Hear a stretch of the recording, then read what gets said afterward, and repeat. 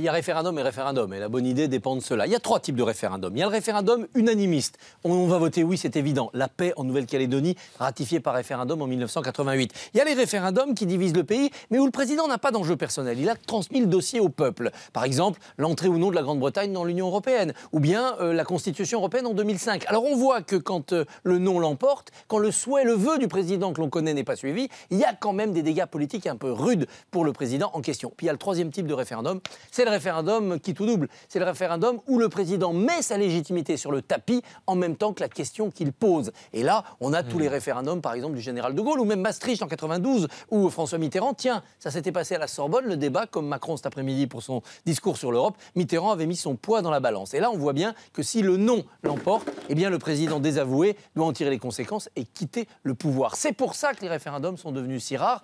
Hollande, 0 référendum.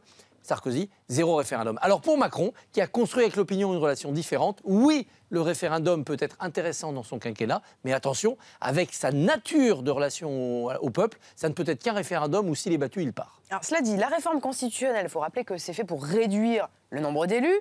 Alors dans une campagne qui était marquée par les populismes, c'était tendance, mais est-ce qu'aujourd'hui, c'est une priorité? Oui, ça reste une priorité, une république plus équitable, une république plus juste, avoir moins d'élus, qui le restent moins longtemps, pour oxygéner la vie politique et éviter les affaires, bien sûr, mais même la tambouille entre politiciens, la tambouille à la sauce sénatoriale, comme on l'a vu encore dimanche, eh bien, c'est bien. C'est une priorité, si j'ose dire, depuis 1789. La République a besoin en permanence de se régénérer. Aujourd'hui, on a l'impression que ça ne pourrait être une priorité explicable aux Français que si Macron, déjà, régler le problème du chômage. Alors oui, dans une France qui ira mieux, il pourra s'offrir des référendums. Les résultats, d'abord.